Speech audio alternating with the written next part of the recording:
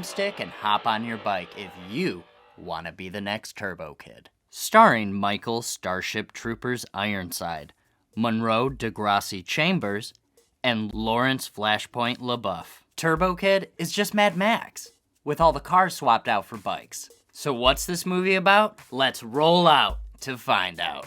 Set in a post-apocalyptic 1997, the world is tainted by radiation and the usual suspects. Factions of bicycle-based gangs fight over clean water sources. Turbo Kid is about friendship. It's about growing up.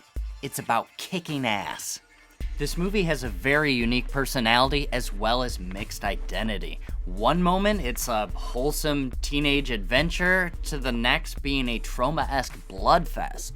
It's fun, it's weird, it's feel-good, and no matter how you want to categorize it, it just works. This movie only has a few set pieces, but the ones it does have are fantastic. Most of it takes place outside, but the filmmakers did an excellent job of showcasing a convincing wasteland. A lot better than Mind Warp did. Most of the cast consists of lesser-known actors, but with the help of some powerhouse names, everybody pulls their weight. Munro Chambers is most notable for his work on Degrassi, so being the squirrely, awkward teen to undergo a rite of passage probably came pretty naturally. Laurence Leboeuf playing Apple is absolutely perfect. Her bubbly, charmingly annoying persona is a ray of sunshine in an otherwise bleak and gray and dusty wasteland. Michael Ironside plays Zeus, our main antagonist, and what better fit than the Iron Man himself? You can have the lowest budget sci-fi film and pop Ironside in it, and it will skyrocket in watchability. Like Neon City, for example. The soundtrack is an absolute synth banger. Sometimes I put it on in the morning just to give me a little mental edge and pump me up for my day. Turbo Kid is filled with bicycles, blood, and trivia, baby. The gloves that Turbo Rider wears are based on the NES Power Glove. The kid listens to Thunder in Your Heart by John Farnham, which indicates the event triggering the post-apocalypse happened after July 1st, 1986.